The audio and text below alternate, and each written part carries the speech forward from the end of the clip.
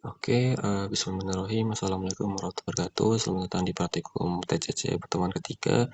Selamat siang, pagi, sore, malam, para praktikan yang sedang menonton video ini membantu kalian buat di praktikum jika tidak paham.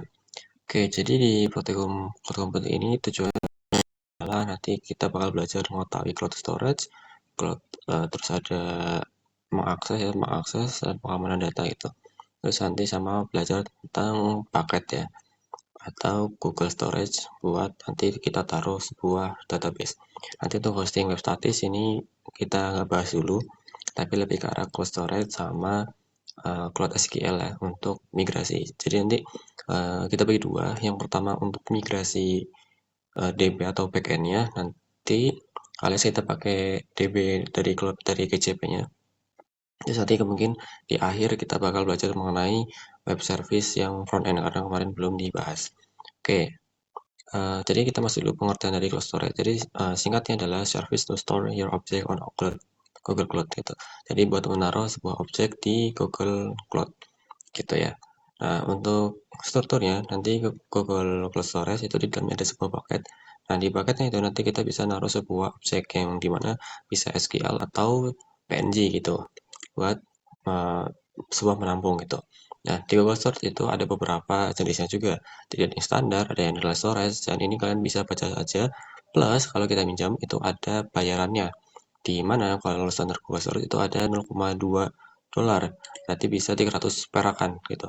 Kalau di kurs uang sekarang gitu. Terus nanti ada Google Storage dan Archival Storage. Ya, nanti kita mungkin pakai yang standar aja biar lebih enak.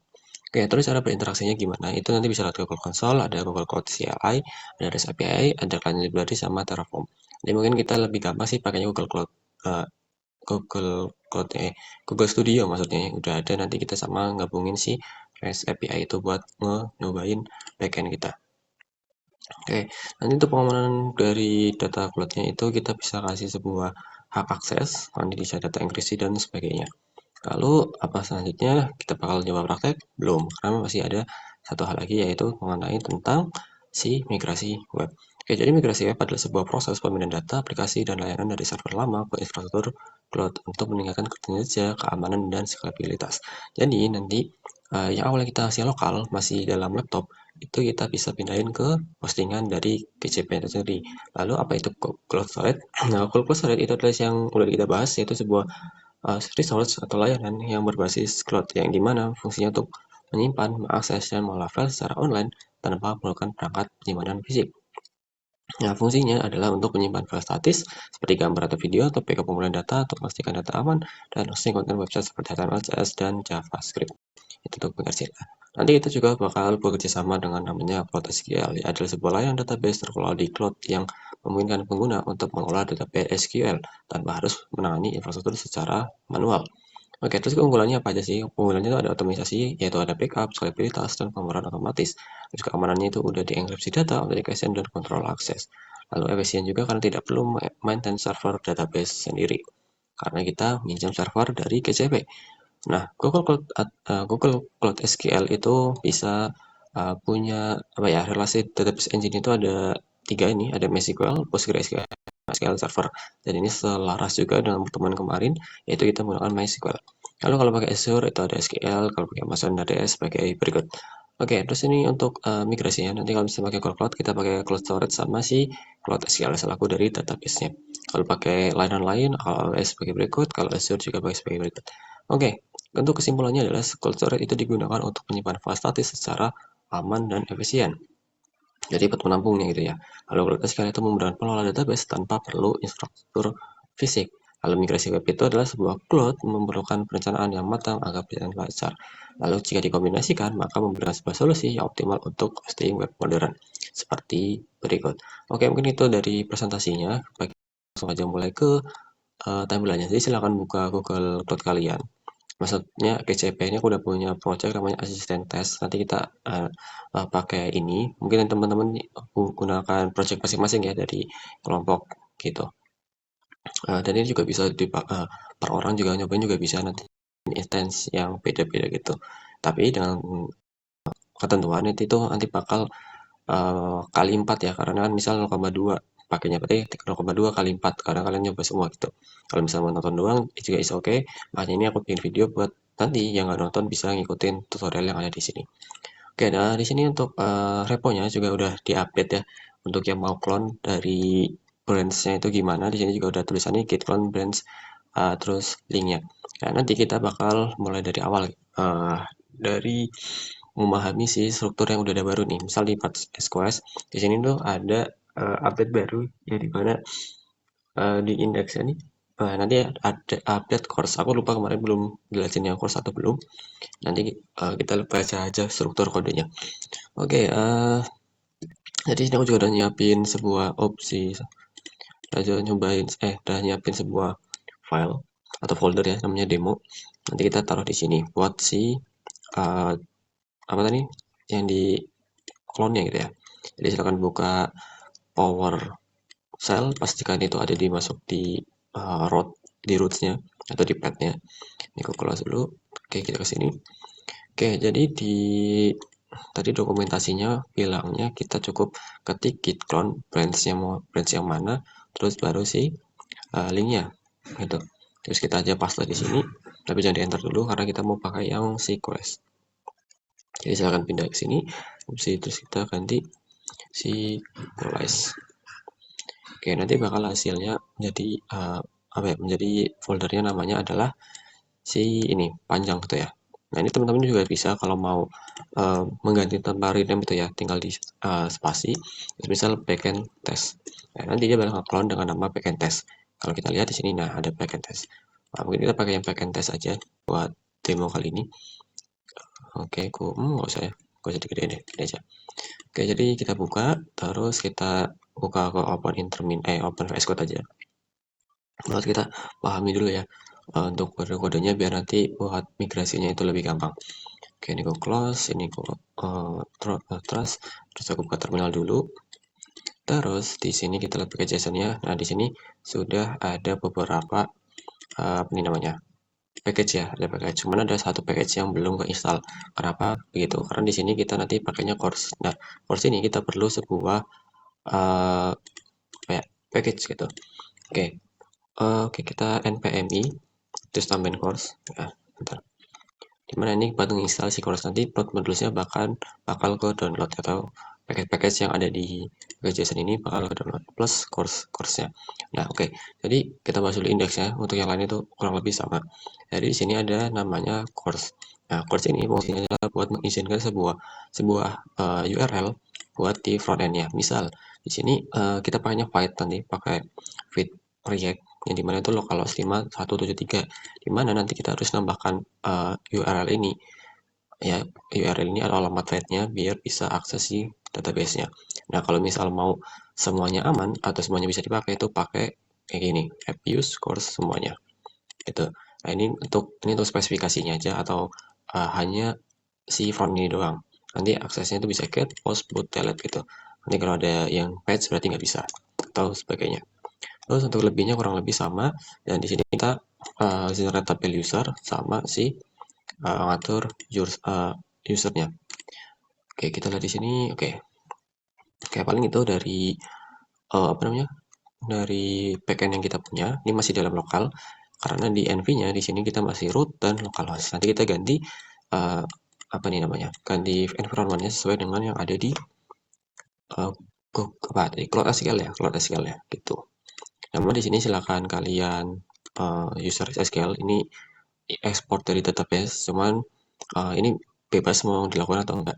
Karena kita kan tadi punya sebuah kode yang buat ngejar gitu ya. Oke, berarti kita masuk dulu belajar yang pertama mengenai cloud storage. Jadi mana cloud storage ini kita memanfaatkan dia buat membuat sebuah wadah buat SQL kita gitu, kurang lebih. Oke, kita create bucket, klik aja di sini. Nah, di sini adalah beberapa tulisannya. Misal di sini kita bakal buat sebuah apa nih namanya? Buat bucket namanya itu karena aku asisten lab. Kalian bebas mungkin bisa dikasih nama kayak gini atau kalian mau apa ya? Misal kelas A01 terus NIM-nya itu is oke ya. Itu juga boleh. Oke, terus kita bisa continue aja ini kasih nama. Nah, di sini untuk multi regional kita pakai yang region aja, jadi satu region biar ini kita lebih murah. Terus kalian pilih yang Loa. Nah, Loa lebih murah juga sebenarnya. Oh, ini lebih mahal. Kita ambil Loa yang ini. Loa karena dia low CO2. Kita harus menghemat atau ya biar bumi ini nggak terlalu gimana-gimana gitu ya. Nah, terus ini adalah beberapa set default yang di PPT tadi, yang dimana kalau standar itu adalah based to short term storage and frequently access data. Nanti kalau underline dan sebagainya itu tergantung dengan harga-harganya. Cuman buat praktikum kali ini kita pakai yang standar aja, nggak apa-apa. Oke, terus kita continue saja. Terus di sini ada channel access, ini bisa di continue aja.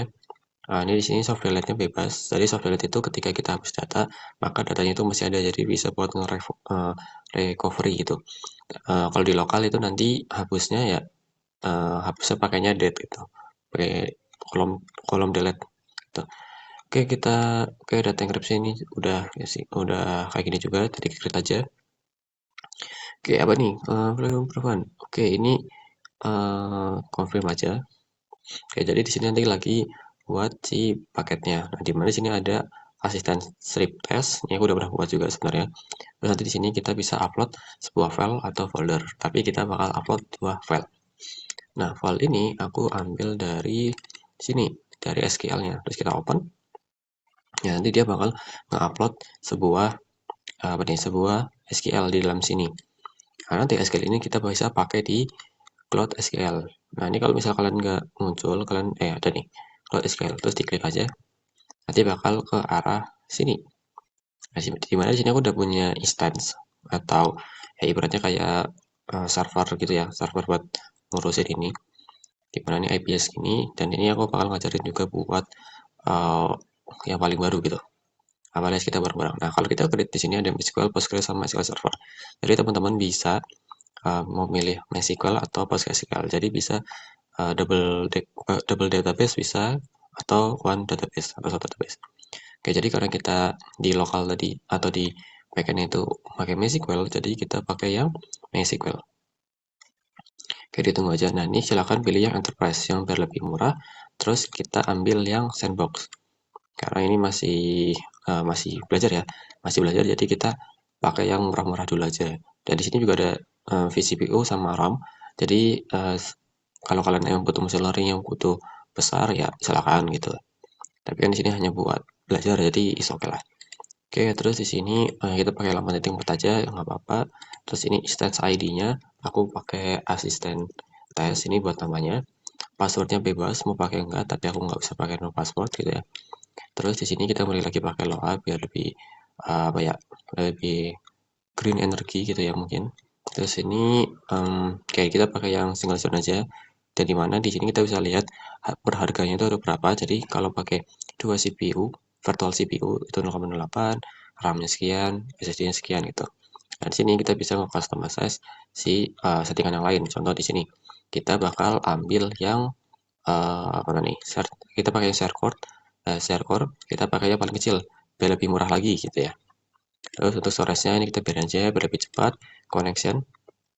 Nah, di connection ini kita bisa ngasih koneksi. Kalau kalian ngasih koneksi kayak gini, misal ini adalah all laptop atau all device gitu ya.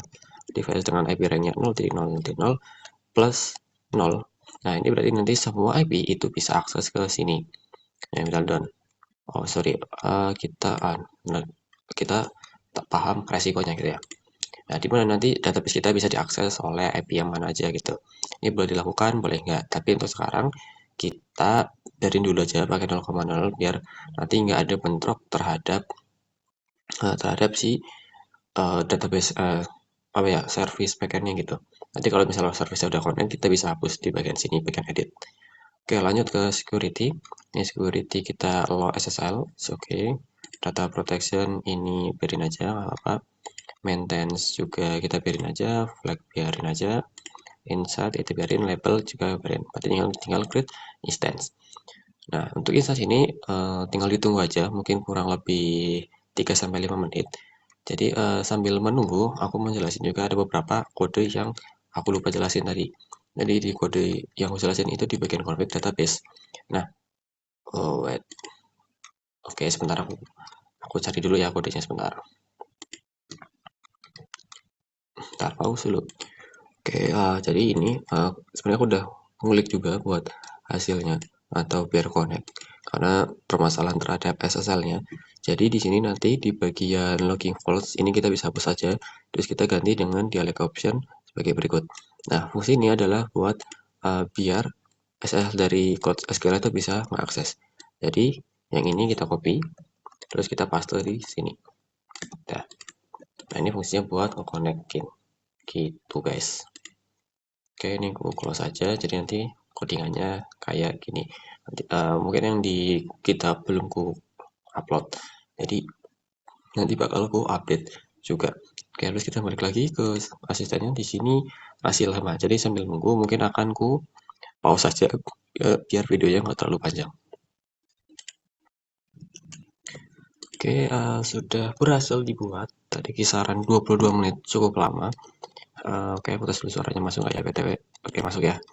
Oke, kurang lebih 22 menit, cukup lama. Ya bagi teman-teman, 22 menit bisa dilakukan buat setup front-end atau sebagainya ya nanti. Oke, jadi untuk Cloud SQL, ini hasilnya sebagai berikut. Nanti tampilannya kayak gini. Terus di sini nanti ada IP address yang bakal kita ubah. Nah, terus langkah selanjutnya kalau udah bikin instance dari Cloud SQL, kita menuju ke database buat nge-setting database-nya. Kayak di sini bakal setup si MySQL-nya buat database-database apa aja yang akan ada. Nah, biasa sih ya basic ya ada database yang dari sistem. Nah, terus kita bisa namain satu database lagi. Nah, database ini bebas mau kasih nama apa. Karena ini buat demo, jadi mungkin gue kasih namanya demo asisten. Nah, ini teman-teman kalau mau lebih belajar lagi, jangan ikutin ini video, tapi silakan buat sesuai dengan yang kalian mau. Misal demo, terus timnya apa, itu is oke. Oke, terus kita tungguin aja sampai sini. Oke, ini bakal creating database-nya. Oke, sambil aku buka enggak, kita nunggu ya, udah berhasil dibuat untuk database-nya, nanti bakal muncul di sini. Mana nih? Oke, sambil ditunggu ini kita tinggalin dulu aja. Kita ke users, dimana users ini tempat buat ngasih akses dari yang mau loginnya. Nah, secara default kan dia kalau username itu user, passwordnya kosong. Nah, di sini nanti kalian bisa nambahin lagi. Misal di sini aku tambahin satu user lagi, misal kasih namanya asisten. Nah, untuk passwordnya silahkan diisi aja bebas. Terus aku nge-add. Nah, dimana nanti di sini kalau mau akses Cloud SQL Studio itu buat mengakses apa namanya MySQL-nya itu harus masukin yang ada passwordnya karena kalau nggak ada passwordnya nanti ditolak sama mereka gitu. Terus bisa juga lewat di konsol, tapi aku lupa cara akses atau komennya. Silahkan kalian search Google aja masing-masing buat kasih tahu aja itu cara akses di konsolnya di mana gitu. Jadi Cloud Shell. Oke, di sini udah nambah aku nama asisten dan passwordnya rahasia ya. Tapi nanti bakal aku kasih tahu juga sih ya, itunya tampilannya. Oke, di sini cukup lama ya, entah kenapa nggak tahu entah dari koneksi atau dari si penyedia jasanya ya, atau dari GCP-nya. Oke, ketika kalian udah bikin apa namanya nama database di sini, kalian itu bisa menyambungkan ya dari database-nya itu. Ntar aku lupa cara connection apa ya.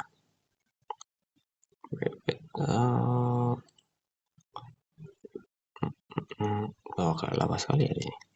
Oh, ke overview lupa. Ke overview, terus kalian bisa ke import di sini. Nah, di import di sini nanti kalian bisa ngambil dari GCP storage atau dari Google Cloud Storage. Tinggal di browse saja. Terus ini bucket yang kita buat tadi sebelumnya. Nah, di dalamnya ada users. Terus tinggal di select aja. Nah, nanti tinggal dipilih database mana yang mau ditaruh. Karena kita punya demo asisten yang tadi kita buat, kita pilih yang demo asisten. Terus tinggal di import aja. Jadi nanti SQL ini bakal masuk ke database yang tadi kita buat gitu. Nah, ini sedang importing. Tapi sebenarnya nggak harus juga ya karena di yang kita buat kan di bagian index nih ada namanya require schema user di mana fungsinya buat nge-generate tabel gitu. Jadi semisal di SQL teman-teman nggak ada yang generate kayak gini, ya berarti nggak usah. Tapi kalau semisal misal ada yang generate berarti kalian nggak usah nge-import, tapi kalau semisal nggak mau nge-generate gitu ya, alias DP-nya dari teman kalian, berarti pakai Google Packet yang kayak tadi. Kita lihat ke sini, oke sudah berhasil nge-import. Terus berarti adalah kita coba cek di Cloud SQL Studio-nya. Nah, di sini nanti kita disuruh pilih login your database. Jadi mau login ke database yang mana? Kita mau ke demo asisten, terus tinggal masukin ke usernya nih. Misal di sini mau pakai root nih. Di root katanya nggak boleh karena nggak support, sedangkan harus yang ada passwordnya. Jadi ini adalah passwordnya SN23. Terus authentication. Ya, tinggal tunggu aja nanti bakal masuk ke apa ini namanya Cloud SQL Studio-nya. Nah, ini sama aja kalau kita itu PHP admin. Nah, di sini dari database-nya itu dari SQL-nya di sini ada namanya users. Nah, users ini adalah dari yang ada di apa nih? Ada di database-nya nih. Aku contohnya aku buka uh, dari VS Code-nya aja, berarti ada di lab demo terus user SQL. Nah, user SQL-nya kita buka lewat sini. Nah, terus open aja, oke. Okay. Nah, di sini ada namanya table users. Nah, table users ini dengan ada isi 8 ya, ada 8 tes dan ini yang udah aku cobain ya masuk. Nah, apakah database itu ada atau masuk gitu ya. Jadi kita pakai select terus kita pakai all from users. Nah, ini usersnya kecil. Terus kita koma, terus kita run. Nah, di sini ada misalnya ada 8 username tes. Nah, ini berarti isinya benar dengan yang ada di yang diimport gitu ya, yang diimport di sini. Nah, terus kita bakal mencoba buat konekin ya, konekin dari service yang kita yang upload dari lokal. Misal aku npm run dulu buat jalanin si service backend-nya. Nah, di sini katanya muncul nggak bisa connect karena kan aku belum jalanin MySQL ya, belum sub-nya. Jadi bakalan error. Nah, terus mungkin aku close dulu aja. Nah, karena kan kita udah pakai modular ya, atau kita udah pakai environment, jadi kita tinggal ubah aja yang ada di sini. Yang pertama, database kan ini namanya adalah demo asisten. Nah, ini silakan diganti sesuai dengan punya teman-teman gitu. Coba kita cek lagi di database. Nah, nih demo asisten gitu ya. Aku udah demo asisten. Terus username-nya apa? Karena tadi aku pakai username itu asisten. Terus passwordnya itu di sini asisten 123. Nah, makanya kita taruh environment sebaiknya biar tidak dilihat oleh orang lain. Nah, karena ini fungsinya buat belajar, jadi aku tampilin nih untuk passwordnya. Oke, terus selanjutnya kita bakal nyambungin bukan localhost, tapi adalah IP yang ada di sini. Nah, mungkin kalau lebih aman lagi, kalian bisa buka PowerShell buat ngecek pin-nya tuh connect nggak sih gitu. Jadi kita aja ping, terus paste si IP-nya. Nah, di sini ping-nya cukup tinggi, tapi is oke karena kan kita pakainya yang US ya untuk servernya. Jadi lebih murah juga, toh juga buat belajar doang. Tapi di sini bisa kita tahu bahwa ping itu berhasil connect, berarti seharusnya si VM ini atau si cloud SQL ini berhasil. Nah, terus kita tinggal pindah aja DB host ke sini. Nah, yang bawah ini biarin aja karena ini buat jalanin si portnya. Nah, setelah itu kita tinggal jalanin lagi si backend service-nya. Jadi npm run dev.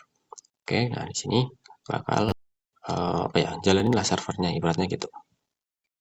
Kita tunggu aja apakah berhasil. Oke, nah di sini berhasil dengan di mana di sini katanya nge-create table users. Nah, punya gede nih.